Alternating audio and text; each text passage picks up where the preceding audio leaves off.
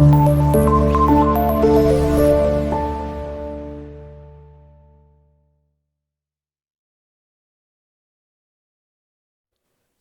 యేసుక్రీస్తు నామమునకే మహిమ కలుగును గాక.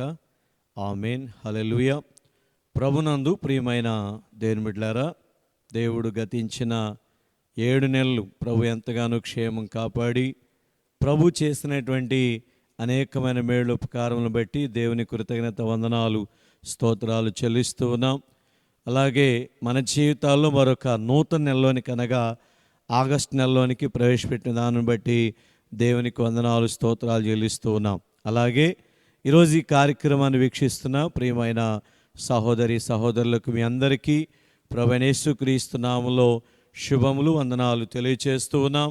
దేవుడు అందరినీ దీవించి ఆశీర్వదించును గాక. ఆమేన్. హల్లెలూయా. ప్రభునందు ప్రియ దేవుని బిడ్డలారా, ఈ ఆగస్టు నెలలో దేవుడు మనకిచ్చిన వాగ్దాన వాక్యాన్ని ధ్యానం చేద్దాం. దేవుని పరిశుద్ధ గ్రంథంలో నుండి నిర్గమాకాండం 33వ అధ్యాయం 14వ వచనాన్ని చదువుకుందాం. అందుకు ఆయన, నా సన్నిధి నీకు తోడుగా వచ్చును, నేను నీకు విశ్రాంతి కలుగజేసేదనగా.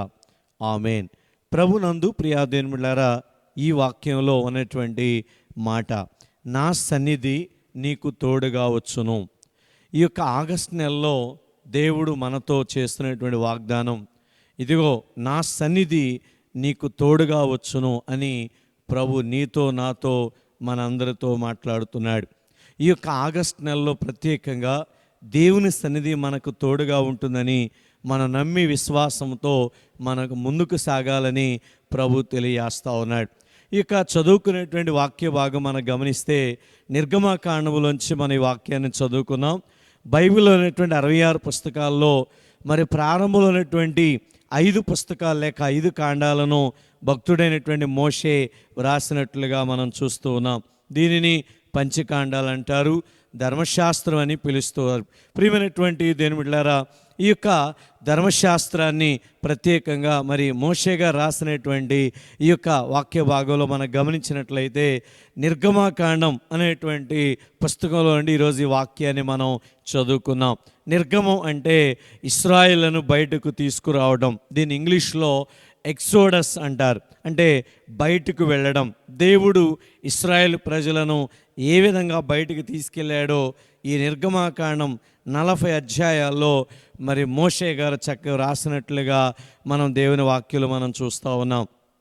ప్రారంభంలో గమనిస్తే మరి ఇజ్రాయేలు ప్రజలు ఐగుప్తు దేశంలో మరి ఫరో క్రింద 430 సంవత్సరాలు వాళ్ళు భయంకరమైనటువంటి పరిస్థితుల్లో మరి చాలా బానిసత్వంలో ఎన్నో బాధలు కష్టాలు అనుభవించారు. అయితే ఆ ఇశ్రాయేలు ప్రజలు బానిసత్వంలో ఉన్నటువంటి ఆ టైంలో మరి మోషే జన్మించినటువంటి పరిస్థితి మనం చూస్తే చాలా భయంకరమైనటువంటి పరిస్థితులు. ఎందుకంటే ఆ మగపిల్లడు పుడితే చంపేయమని ఆయన మరి రాజుగారు ఆ యొక్క మంత్రస్థానాలకు ఆజ్ఞాపించడం, అంతేకాదు తల్లిదండ్రులకు కూడా ఎంతో చాలా కష్టమైనటువంటి పరిస్థితుల్లో మరి మోషేని పెంచడం, 3 నెలల వరకు పెంచి ఆ తరువాత ఆ యొక్క బిడ్డను దాయలేక ప్రియా దేవుని బిడ్డలారా ఒక జమ్ము పెట్టెలో పెట్టి నైలు నదిలో విడిచిపెట్టినట్లుగా వాక్యంలో మనం చూస్తున్నాం. తర్వాత ఫరో రాజు కుమార్తె ఆ బిడ్డను తీసుకోవడం, అలాగే 40 సంవత్సరాలు మోషే ఆ ఐగుప్తు దేశంలో ఒక యువరాజుగా పెరగడం, తరువాత మరలా అతడు మిద్యాను దేశానికి వెళ్ళటం, అక్కడ 40 సంవత్సరాలు గొర్రెలు కాయడం, తర్వాత దేవుడు మాట్లాడి మరలా దేవుడు ఆ మోషేను ఐగుప్తు దేశాన్ని తీసుకురావడం, ఇవన్నీ కూడా మనం నిర్గమకాండలో చూస్తూ ఉన్నాం. తర్వాత ఆ యొక్క ఇజ్రాయెల్ ప్రజలను విడిపించినప్పుడు మరి మోషే నాయకుడిగా ఉండి ఈ యొక్క లక్షల మంది ప్రజలకు నాయకునిగా మోషే అనేక ప్రాంతాలు స్థలాలు దాటుకుంటూ వారిని కానాను దేశానికి నడిపించడానికి మరి అనేక స్థలాల్లో దేవుడు ఇజ్రాయెల్ పట్ల ఎన్నో గొప్ప కార్యాలు చేసినట్లుగా మన వాక్యంలో చూస్తూ ఉన్నాం. అయితే ప్రియమైనటువంటి దేవుని బిడ్డలారా, మరి వారి జీవితాల్లో ఎర్ర సముద్రాన్ని 2 పాయలు చేశాడు, మారా నీళ్లు మధురం చేశాడు, అలాగే అరణ్యంలో మరి ఆకాశం మన్నాను కురిపించాడు, బండను నీరు రప్పించాడు, అలాగే శత్రువుల మీద జయమిచ్చాడు, అలాగే మరి సీనాయి అరణ్యంలో కొండ మీదకి వెళ్ళినప్పుడు మరి దేవుడు 10 ఆజ్ఞలైనటువంటి 2 రాతి పలకలను ఇచ్చాడు. అయితే ప్రియమైనటువంటి దేవులారా, మోషే దేవునితో సావాసం చేస్తూ ఉన్నాడు. ఈ ప్రజలైతే ఇష్టానుసారంగా మరి వాళ్ళు భయంకరమైనటువంటి ఆ విధానంలో వాళ్ళు జీవించడం, ఆ దేవునికి వ్యతిరేకమైన కార్యాలు చేయటం ద్వారా దేవునికి ఎంతో కోపం వచ్చింది. అయితే ప్రజలు అనేక రకాలుగా మోషేని విసిగిస్తూ ఉన్నారు. అటు దేవుని మీద సణుగుతున్నారు, మోషే మీద సణుగుతున్నారు. అనేక రకాలుగా వారు పెట్టినటువంటి ఆ యొక్క బాధలు, కష్టాలను బట్టి మోషే అంత విసిగిపోయారు. చాలా బాధపడుతూ అంటాడు కదా, ఇదిగో ఈ ప్రజలను తోడుకొని పొమ్మని నాతో చెప్పుచున్నావు. నీ కటాక్షము నా ఎడల కలుగునట్లుగా దయచేసి నీ మార్గం నాకు చూపించు. నీవు నాతో రాకపోతే నేను వెళ్ళలేను, నీవు నాతో రాకపోతే నేను ఈ ప్రజలు నడిపించలేనని మరి మోషే ఇజ్రాయేల్ ప్రజలు పెట్టిన బాధలను బట్టి, ఆ యొక్క ఇబ్బందులను బట్టి, మరి అనేక రకాలుగా ఆయన మీద సనగటం, గొనగటం, అనేక రకాలుగా దూషించడం బట్టి మోషే అంత విసిగిపోయినట్లుగా, బాధపడినట్లుగా మనం చూస్తున్నాం. ఆ టైంలో దేవుడు ఆ యొక్క మోషే దేవుడిని అడుగుతున్నాడు, ఈ ప్రజలు నడిపించమని చెప్పావు, తీసుకెళ్ళమన్నావు కనుక నీవు రాకపోతే నేను ఈ ప్రజలను తీసుకొని వెళ్ళలేను అని చెప్పి మోషే అడుగుతూ ఉన్నాడు. ఆ టైంలో ప్రియదేవులారా, దేవుడు మోషేతో చెప్పిన మాట ఈరోజు మన యొక్క వాగ్దాన వాక్యంగా ప్రభు మనతో మాట్లాడుతున్నాడు.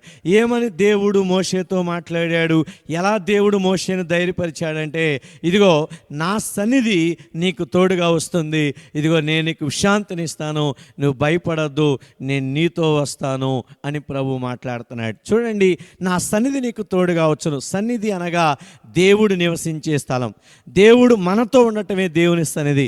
కనుక దేవుడు ఏమంటున్నాడు మోషేతో, నేను నీతో వస్తాను, నేను నీకు తోడుగా ఉంటాను అని చెప్పి ఎంతగానో దేవుడు మోషేను ధైర్యపరిచాడు, బలపరిచాడు. అప్పుడు వారు మరలా ముందుకు కొనసాగించబడినట్లుగా, వారి ప్రయాణంలో ముందుకెళ్ళినట్లు వాక్యాలు మనం చూస్తున్నాం. నిజమే ప్రియా దేవుని బిడ్డలారా, ఈరోజు ఈ మాటలు వింటున్న దేవుని బిడ్డలారా, దైవ జనాంగమా, మన జీవితాల్లో కూడా, మన కుటుంబాల్లో కూడా ఎన్నో సమస్యలు, ఎన్నో ఇబ్బందులు, ఎన్నో బలహీనతలు, ఎన్నో పరిస్థితులు. కనుక మన జీవిత యాత్రలో కూడా మరి మనం ముందుకు కొనసాగించబడాలంటే దేవుని సన్నిధి మనతో ఉండాలి. దేవుడు మనతో లేకపోతే మనం ఏమి చేయలేము, మన వల్లేది కాదు. అందుకే దేవుడు ఈరోజు మనతో కూడా మాట్లాడుతున్నారు, ఇదిగో నా సన్నిధి మీకు తోడుగా వస్తుంది అని ప్రభు మాట్లాడుతున్నారు. చూడండి, దేవుని వాక్యాలు మనం గమనిస్తే దేవుని సన్నిధి మనకు తోడుగా ఉంటే ఎలాంటి కార్యాలు జరుగుతాయో ఈరోజు మనం తెలుసుకుందాం. మొట్టమొదటిగా గమనిస్తే 97వ కీర్తన 5వ వచనం, కీర్తన గ్రంథం 97వ కీర్తన 5వ వచనం, యెహోవా సన్నిధిని, సర్వలోకనాథుని సన్నిధిని పర్వతములు మైనము వలె కరుగుచున్నవి. చూడండి ప్రియదేవుని, దేవుని సన్నిధి మనతో వస్తే, దేవుని సన్నిధి, దేవుడు మనకు తోడుగా ఉంటే ఎలాంటి కార్యాలు జరుగుతాయి. ఇక్కడ మొదటి మాట మనం చూస్తే, ఆయన సన్నిధిలోనట పర్వతములు మైనము వలె కరుగుచున్నవి. దేవుడు మనకు తోడుగా ఉంటే పర్వతము లాంటి సమస్యలైనా ఆయన మైనము వలె కరిగించే దేవుడై ఉన్నాడు. నీ ఎదుటున్న సమస్య అది ఎలాంటి పెద్దదైనా, ఎలాంటి కష్టమైనా, ఎలాంటి భారమైనా, ఎలాంటి క్లిష్టమైనప్పటికీ కూడా దేవుని సన్నిధి మనతో ఉంటే దాన్ని చాలా సులువుగా, తేలికగా ఆయన మైనము వలె కరిగించే దేవుడైన. ఎందుకంటే మన దేవుడు గొప్పవాడు, సర్వశక్తిమంతుడు, ఆయనకు అసాధ్యమైంది ఏది లేదు. ఎగ్జాంపుల్ మనం చూస్తే, మరి ఆనాడు ఇజ్రాయేల్ ప్రజల విషయంలో మరి ఫిలిష్తీయుల పక్షంగా గొలియాతు అనేవాడు వచ్చి, నా మీద యుద్ధానికి రండి, నన్ను జయించేవాడు ఎవడో రండి, మేమంతా మీకు బానిసలవుతామని సవాల్ చేస్తే, ఈ గొలియాతు 6 మూరల జానుడు ఉన్నాడు. అతడు చాలా బలము కలిగిన వాడు, అన్ని ఆయుధాలు ధరించాడు, యుద్ధ నేర్పరి. అలాంటి బలవంతుడు సవాల్ చేస్తే ఇశ్రాయేలు ప్రజలు ఎవరు గొలియాతు మీదకి ముందుకెళ్ళడానికి రాలేకపోయారు. అయితే ప్రియదేవులారా, గొలియాతు యుద్ధం చేయడానికి ఎవరు ముందుకు రాలేకపోతున్నారు, భయపడి పారిపోతున్నారు. అయితే దావీదు వచ్చాడు. దావీదు అంటున్నాడు, నేను యుద్ధం చేస్తానన్నాడు. ఇదిగో ప్రియదేవులారా, దావీదు గురించి అందరూ కూడా చాలా ఆశ్చర్యపోయారు, ఇతను ఎలా యుద్ధం చేయగలడు అని చెప్పి. అయితే దావీదు దేవుని బలంతో, దేవుని శక్తితో, ఇదిగో సైన్యములకు అధిపతి యెహోవా పేరట నేను నీ మీదకి యుద్ధానికి వస్తున్నానని చెప్పి ఆ యొక్క దావీదు విశ్వాసంతో, దేవుని యొక్క నామములో గొలియాతు మీదకి యుద్ధానికి వెళ్ళాడు. ఆశ్చర్యకరంగా గొలియాతును పడగొట్టడం, గొలియాతును చంపడం జరిగింది. చూడండి ప్రియా దేవులారా, దావీదు ముందు గొలియాతు ఎలా ఉన్నాడంటే ఒక పెద్ద పర్వతంలాగా ఉన్నాడు. కానీ దేవుని సన్నిధి, దేవుడు దావీదుకు తోడుగా ఉన్నాడు గనక అక్కడ గొలియాతును జయించగలిగాడు. దేవునికి స్తోత్రం చేద్దాం. హల్లెలూయా. కనుక ప్రియదేవులారా, మన జీవితాల్లో కూడా మన ముందు ఎలాంటి ఆ పర్వతం లాంటి సమస్యలు ఉన్నా కూడా మన దేవుడు మైనవలే కరిగించే దేవుడు. యెషయా 45:2 నేను నీకు ముందుగా పోవచ్చు, మెట్టగానున్న స్థలములను సరళము చేసేదను, ఇత్తడి తలుపులను పగులగొట్టేదను, ఇనుప గడియలను విడగొట్టేదను. దేవుడు ఆనాడు కోరేష్ రాజుతో మాట్లాడుతున్నాడు, ఇదిగో నేను నీకు ముందుగా వెళ్తాను, మెట్టగా ఉన్న స్థలములను సరళం చేస్తాను, ఇత్తడి తలుపులను పగలగొడతాను, ఇనుప గడియలను విడగొడతానని దేవుడు మాట్లాడుతున్నాడు. నిజమే ప్రియదేవుని బిడ్డలారా, కోరేష్ రాజుతో దేవుడు చెప్పిన మాట, నేను నీకు ముందుగా వెళ్తాను, నా సన్నిధి నీకు ముందుగా ఉంటుంది, నేను నీకు తోడుగా ఉంటాను. దేవుడు తోడుగా ఉంటే ఏం చేస్తాడు? మెట్టగా ఉన్న స్థలాలన్నీ సరళం అయిపోతాయి. మెట్టగా ఉంటే ఎత్తైనటువంటి స్థలం, మెరకమైనటువంటి స్థలం, అంటే మనకు ఆటంకం ఉన్న ప్రతిదాన్ని కూడా ఆయన మనకు సరళం చేసి మన జీవితంలో కార్యం చేసే దేవుడండి. కనుక ప్రియదేవులారా, దేవుని సన్నిధి మనకు తోడుగా ఉంటే పర్వతం లాంటి సమస్యలు ఆయన మైనవలె కరిగిస్తాడు. ఎలాంటి మెట్లైనా కూడా సరళం చేస్తాడు. కనుక ఆయన సన్నిధి మనతో ఉండాలి. ఆయన మనతో ఉంటే ఆయన గొప్ప కార్యాలు చేసే దేవుడై ఉన్నాడు. రెండవ మాట మనం గమనిస్తే, దేవుని సన్నిధి మనకు తోడుగా ఉంటే ఎలాంటి కార్యాలు జరుగుతాయి. రెండవ మాట ప్రసంగి గ్రంథం 8:12-13 చదువుకుందాం. పాపాత్ములు 100 మారులు దుష్కార్యం చేసి దీర్ఘాయుష్మంతులైనను, దేవుని యందు భయభక్తులు కలిగి ఆయన సన్నిధికి భయపడువారు క్షేమముగా ఉందురనియు, భక్తిహీనులు దేవుని సన్నిధిని భయపడరు గనక వారికి క్షేమము కలుగదనియు, వారు నీడ వంటి దీర్ఘాయువును పొందకపోదురనియు నేను ఎరుగుదును. చూడండి ప్రియదేవులారా, ఈ వాక్య భాగంలో మనం గమనిస్తే దేవుని సన్నిధి మనతో ఉంటే మనము క్షేమంగా ఉంటాము. ఆయన సన్నిధి మనతో ఉంటే మనం క్షేమంగా ఉంటాం. ఎటు వెళ్ళినా, ఎటు ప్రయాణం చేసినా, ఏ పని చేస్తున్నా దేవుని సన్నిధి అంటే దేవుడు మనతో ఉంటే మనం క్షేమంగా ఉంటాం. ప్రియమైన దేవులారా, క్షేమాన్ని గురించి మనం దేవుని వాక్యంలో చూస్తే ఈనాడు సహజంగా లోకంలో ఎక్కడ చూసినా మానవునికి క్షేమం లేదు. ఇంట్లో ఉన్న, వీధిలో ఉన్న, పొలంలో ఉన్న, ప్రయాణంలో ఉన్న, వ్యాపారంలో ఉన్న, ఉద్యోగంలో ఉన్న, ఎక్కడున్నా, ఏ స్థితిలో ఉన్నా క్షేమం అనే కనబట్ల. ఎందుకంటే ఎక్కడ చూసినా భయంకరమైనటువంటి యాక్సిడెంట్లు, భయంకరమైనటువంటి ప్రమాదాలు, పరిస్థితులను మనం చూస్తున్నాం. కానీ దేవుని వాక్యం మనతో ఏం చెప్తుందంటే, దేవుని సన్నిధి మనకు తోడుగా ఉంటే, దేవుడు మనతో ఉంటే మనం ఎక్కడున్నా కూడా మనము క్షేమంగా ఉంటామని దేవుడు మనతో మాట్లాడుతున్నారు. యోబు గ్రంథం 20:16 వారి క్షేమం వారి చేతిలో లేదు. మన క్షేమం మన చేతిలో లేదు, మన క్షేమం దేవుని చేతిలో ఉంది. మన దేవుడు మనల్ని క్షేమంగా కాపాడే దేవుడై ఉన్నారు. అందుకే 23:6 దావీదు అంటున్నాడు, నేను బ్రతుకు దినములన్నీ కృపాక్షేమములే నా వెంట వచ్చును, చిరకాలం యెహోవా మందిరంలో నేను నివాసం చేసేదను.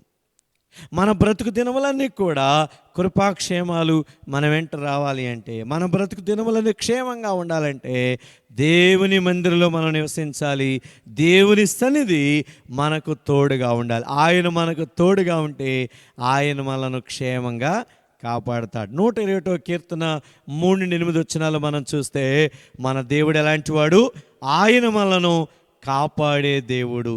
ఆయన కునుకడు, నిద్రపోడు, పగలు ఎండ దెబ్బ తగులకుండా, రాత్రి వెను దెబ్బ తగులకుండా, ఏ అపాయం రాకుండా ఆయన మన ప్రాణాన్ని కాపాడేవాడు.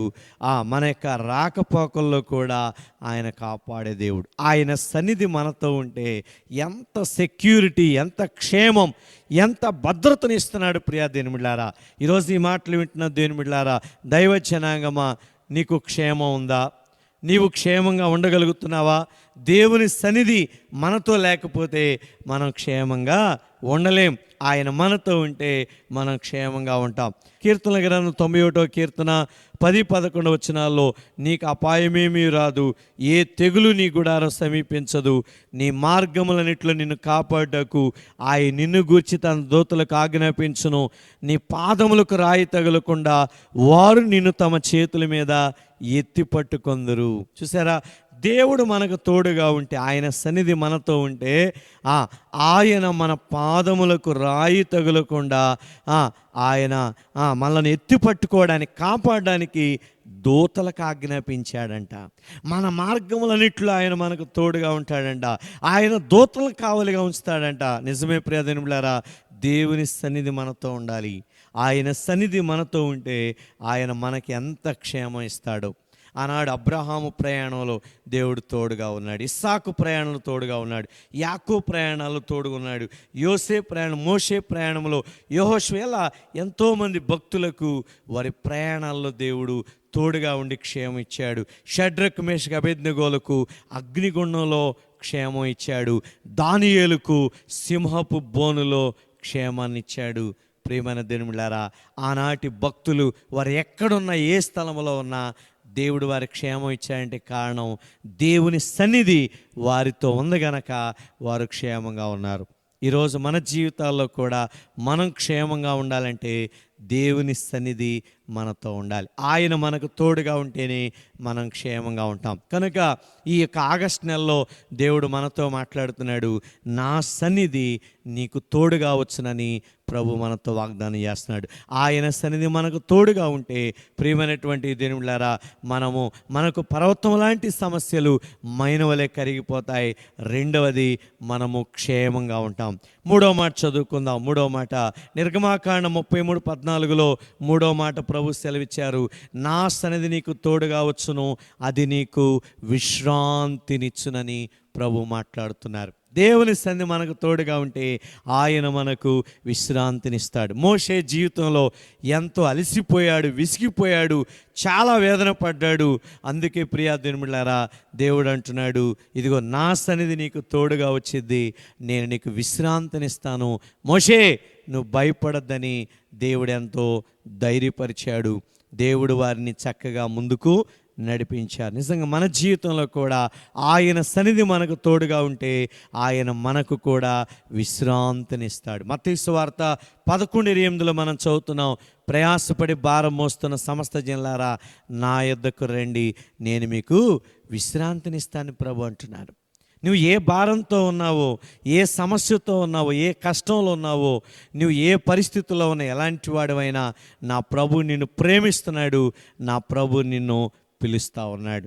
నువ్వు ఎలాంటి వాడివైనా, ఏ స్థితిలో ఉన్నా, ఏ భారంతో నలిగిపోతున్నా, ఇదిగో నువ్వు ప్రభు దగ్గరకు వస్తే ఆయన నీకు విశ్రాంతినిస్తానని ప్రభు మాట్లాడుతున్నారు. ఈరోజు ఈ మాటలు ఉంటున్న దేవులారా, దేవుని దగ్గరకు వస్తే ఆయనకి విశ్రాంతినిచ్చే దేవుడై ఉన్నారు. దానియేలు గ్రంథం 12:13 నీవు అంత్యం వరకు నిలకడగా ఉండేలా విశ్రాంతి నుండి కాలాంతమందు నీ వంతులో నిలిచెదవు. అంతవరకు నీవు నిలకడగా ఉంటే ఆయన నీకు విశ్రాంతినిస్తానని ప్రభు మాట్లాడుతున్నారు. అంతేకాదు ప్రకటన గ్రంథం 14:13 ప్రభునందు మృతులు ధన్యులు, వారు తమ ప్రయాసములు మాని విశ్రాంతి పొందుదురు. ప్రభు నమ్ముకుని ప్రభువులో జీవిస్తూ ప్రభు కొరకు ఈ లోకంలో ఎన్ని కష్టాలు శ్రమలు వచ్చినా ప్రభు కొరకు జీవించి చనిపోతే ఇదిగో వారు ధన్యులు. వారు ఈ లోక ప్రయాసాలన్నీ మానుకొని విశ్రాంతిలోని కంటే నిత్య విశ్రాంతిలోనికి పరలోకానికి వెళ్ళిపోతున్నారని దేవుని వాక్యం తెలియబరుస్తుంది. ఈ లోకంలో మానవుడికి విశ్రాంతి లేదు. అసలైన విశ్రాంతి, నిత్యమైన విశ్రాంతి పరలోకంలో ఉంది. ఆ విశ్రాంతిని కూడా ప్రభు మనకు అనుగ్రహిస్తానని ఈరోజు ప్రభు మనతో మాట్లాడుతున్నారు. కనుక ప్రియమైనటువంటి దేవులారా, దేవుని సన్నిధి మనతో ఉంటే పర్వతం లాంటి సమస్యలు మైనువలే కరిగిపోతాయి. దేవుని సన్నిధి మనతో ఉంటే మనం క్షేమంగా ఉంటాం. దేవుని సన్నిధి మనతో ఉంటే మనకు శాంతి, విశ్రాంతి, నెమ్మది, సమాధానం, సంతోషం దొరుకుతుంది. కనుక ఈరోజు ఈ మాటలు దేవుని బిడ్డలారా, దేవుని సన్నిధి నీతో ఉందా? ప్రభు నీతో ఉన్నాడా? ఆయన నీతో వస్తున్నాడా? నీకు తోడుగా ఉన్నారా? అయితే ఈరోజు ప్రభు నీతో మాట్లాడుతున్నారు. ఆయన సన్నిధి మనతో ఉండాలంటే మనము ఆయన దగ్గరకు రావాలి, ఆయన మాట వినాలి, ఆయన యందు భయభక్తులు కలిగి జీవించాలి. అప్పుడు ఆయన మనకు తోడుగా ఉంటారు, మన జీవితాల్లో అనేక గొప్ప కార్యాలు జరిగిస్తారు. దేవుడి మాటలు దీవించునుగాక. ఆమేన్. ప్రార్థన చేసుకుందాం. ప్రేమగల తండ్రి యేసే వందనాలు ప్రభువా. ఈ ఆగస్టు నెలలో అయ్యా మీరు మాట్లాడిన ప్రతి మాటను బట్టి నీకు వందనాలు. ఇదిగో నా సన్నిధి మీకు తోడుగా వచ్చును, నేను మీకు శాంతినిస్తానని మీరు మాతో మాట్లాడారు. నిజమే ప్రభువా, నీ సన్నిధి మాతో రాకపోతే మేమేమీ చేయలేం. నీ సన్నిధి మాతో ఉంటే పర్వతం లాంటి సమస్యలు మైనవలే కరిగిపోతాయి. అయ్యా నీ సన్నిధి మాకు తోడుగా ఉంటే మేము క్షేమంగా ఉంటాం. నీ సన్నిధి మాతో ఉంటే అయ్యా మాకు విశ్రాంతి కలుగుతుంది నాయన. నిజమే ప్రభువా, ఈనాడు కుటుంబంలో కావచ్చు, సంఘాల్లో కావచ్చు, సమాజంలో కావచ్చు ఎన్నో భయంకరమైనటువంటి పరిస్థితులు, అనేక ఇబ్బందులు, వేదనలు, ఎన్నో సమస్యలతో ఈనాడు ప్రజలు నలిగిపోతూ ఉన్నారు. అయితే ప్రభువా నీ సన్నిధి మాతో ఉంటే అవి ఎలాంటి సమస్యలైనా తొలగిపోతాయని, నెమ్మది ఉంటుందని, విశ్రాంతి ఉంటుందని, సమాధానం, సంతోషం ఉంటుందని ఈరోజు ఈ వాక్యం ద్వారా మాతో మాట్లాడావు. ఈ ఆగస్టు నెలలో నీ సన్నిధి మాతో ఉంచి మా ఎదుటిన ప్రతి సమస్యను మీరు తొలగించిన ఆయన శాంతిని, సమాధానాన్ని, సంతోషాన్ని మీరు అనుగ్రహించండి. ఈరోజు ఈ కార్యక్రమం చూస్తున్నటువంటి, ఈ వాక్యం వినేటువంటి ప్రతి ఒక్కరి జీవితంలో కూడా మీరు గొప్ప కార్యాలు జరిగించమని ప్రార్థన చేస్తున్నాం. అనేక ఆత్మలను మీరు రక్షించండి. ఈ వాక్యం ఉన్న ప్రతి ఒక్కరి జీవితాల్లో ఒక నూతనమైన కార్యాన్ని, గొప్ప కార్యాన్ని మీరు జరిగించి నీ నామానికి మహిమ తెచ్చుకొనమని యేసు అతి శ్రేష్టమైన నామంలో అడిగి వేడుకొంచున్నాము తండ్రి. ఆమేన్. తండ్రి అయిన దేవుని ప్రేమ, కుమారుని యేసుక్రీస్తు కృప, పరిశుద్ధాత్మ అన్యోన్య సహవాసం, సమాధానం ఇప్పుడు ఎల్లప్పుడు సదాకాలం తోడి నడిపించునుగాక. Amen. Amen. God bless you. అందరికీ వందనాలు.